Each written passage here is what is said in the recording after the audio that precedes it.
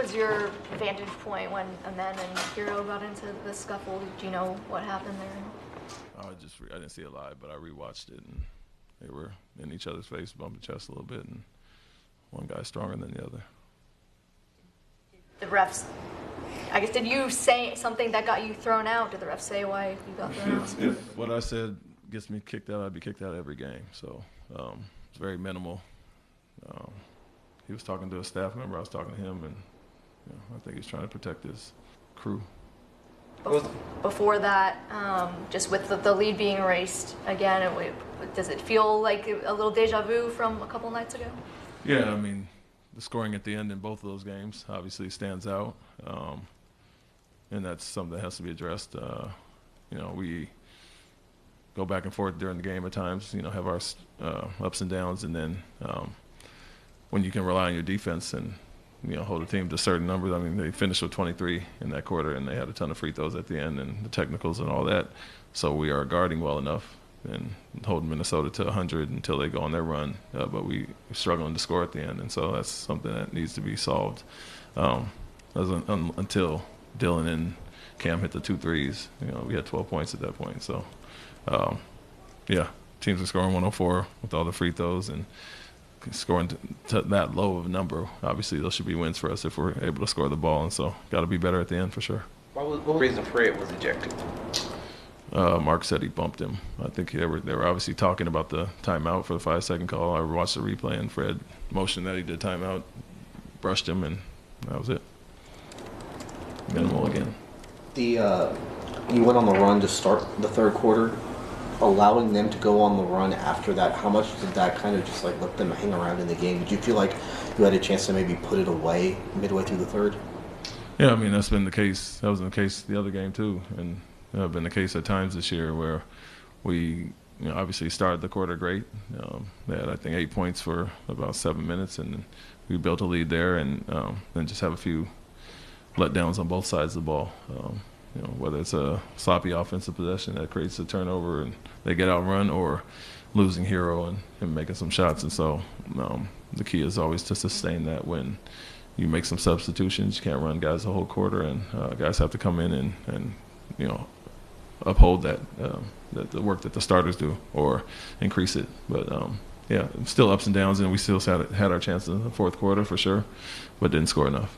With what happened between Amen and Hero, could you feel that coming on as that fourth quarter kind of wore on? It felt like there was not a lot of control in the game regardless, and so that's probably going to happen when there's a lot of inconsistency, ups and downs with what they're calling, what they're not calling, how they're calling it. And so, I wouldn't say I'm surprised it got to that point. Lost control as a crew, and that's what happens when it happens. Was there anything specifically that Miami was doing that was making it difficult to execute offensively at the end of this game? I mean, they tried to make us prove it, and went under a lot of pick and rolls. They relied on Bam to guard one-on-one with Alpi, and he struggled a little bit there in the fourth quarter, and then went under a lot of pick and rolls, and obviously we didn't shoot it well in that fourth quarter. So took away some of our driving lanes by going under, but teams have done that this year at times, and I just think as a unit, as a whole, obviously, when we look at the numbers of fourth quarter only, a few guys were 0 for 3, 0 for 4, and then it puts the onus on some of our vets to try to do more, and that doesn't always work out. Do you feel like you guys get a little bit desperate at the end of games when some shots aren't falling? I wouldn't say desperate. I mean, you're searching for someone to, kind of shoulder the load, I guess.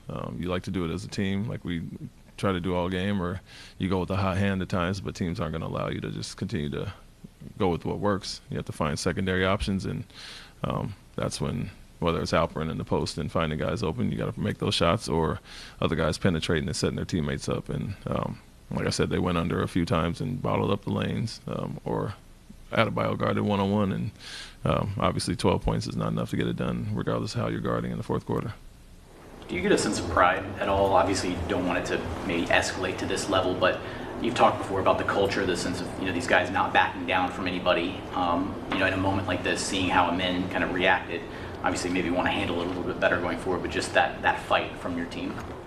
Yeah, I mean, we kind of built that reputation last year, and taking on that mentality. So I think the league, and teams know what we're about. So that's nothing new. And like I said, going into this year, the fact that we've laid that foundation and mentality of toughness and competitiveness and effort and all those things, now we just have to add the IQ and the finishing to it. And so I think more so that's been there, done that last year, and need to figure out the other side now, which is finishing games, IQ stuff and experience, stuff that happens with experience with our guys, and not being deer in the headlights, so to speak, at the end of games when it's our first time. Dylan returned tonight, didn't seem to have a lot of rest. What did you make of his minutes? It was great as usual, consistent as usual. To your point, we're looking at running him shorter stretches due to maybe him being winded, but he was totally fine, and need everybody to play like he does.